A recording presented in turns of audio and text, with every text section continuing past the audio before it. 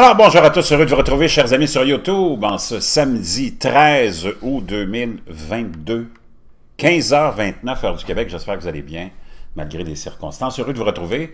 Ça faisait un bout que je n'avais pas publié, mais là je vais me remettre en action. Un été très occupé. Vous comprendrez, vous êtes probablement dans la même situation que moi. 3 enfants, on sort d'une pandémie, il faut se rattraper, il faut travailler, donc c'était pas évident. Mais je vais me remettre à la tâche sur yoga, conscience et nutrition. Faites-moi confiance. On va commencer, j'avais envie de vous parler de ce nouveau télescope web qu'on a envoyé il y a quelques mois et qui est devenu opérationnel et qui a envoyé ses premières images. Naturellement, la question est posée, est-ce que et c'est Gizmodo qui pose la question, les couleurs des images du télescope Webb sont-elles fausses, sont-elles fabriquées dans le fond? Les humains ne peuvent pas voir la lumière infrarouge, alors qu'est-ce qui rend les images du télescope spatial Webb si éblouissantes?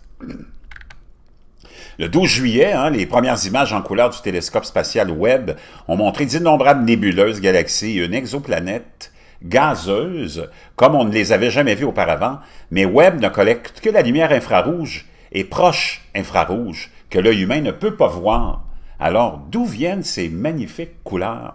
Les développeurs d'images de l'équipe Webb sont chargés de transformer les données d'images infrarouges du télescope en certaines des vues les plus vives du cosmos que nous avons jamais vues ou jamais eues.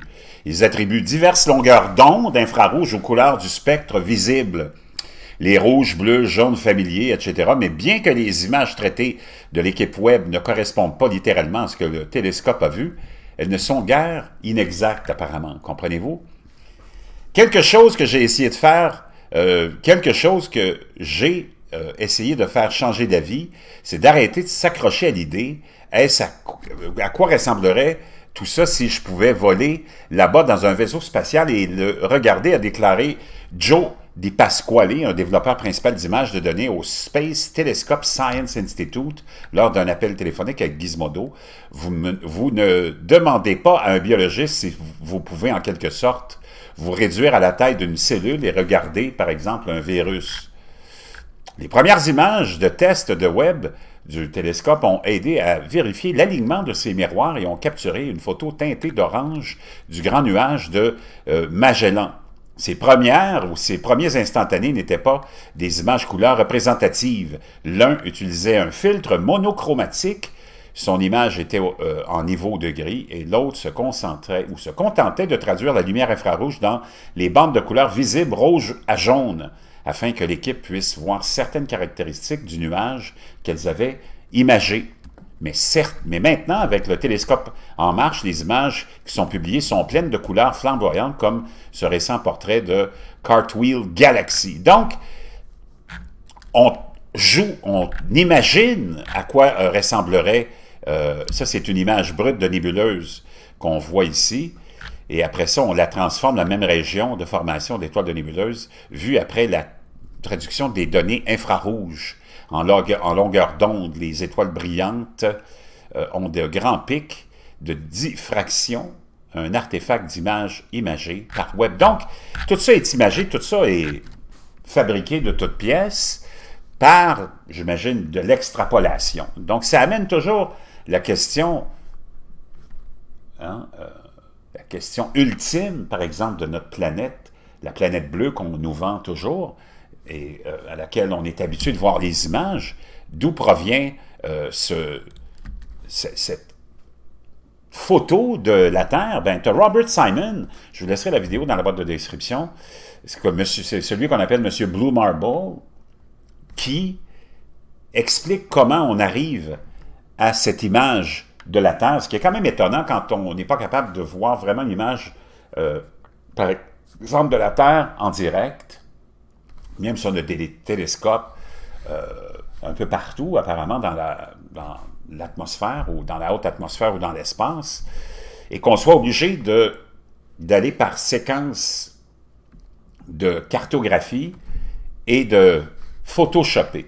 Carrément, c'est ce qu'on explique.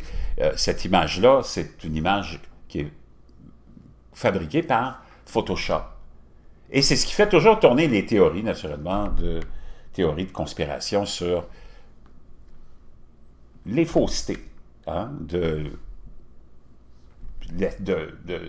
l'espace, de notre galaxie, de la NASA, des centres d'études hein, de l'espace et des centres spatiaux à travers le monde qui avalent des milliards et des milliards de dollars à chaque année depuis leur création. Juste qu'on peut remonter à aussi les aventures lunaires hein, de la NASA.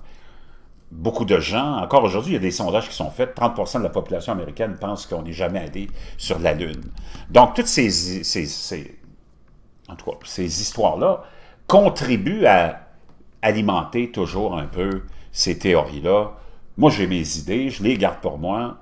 Vous pouvez tirer vos propres conclusions. C'est pas vraiment important, ça ne changera rien dans nos vies, ce que vous pensez, ce que je pense, que ce soit vrai ou non. Mais c'est toujours amusant de constater ça. Et le fait que même les images de web, on se demande, eh bien, c'est fabriqué ça aussi, ça soulève toujours hein, beaucoup de questions. Je vous reviens.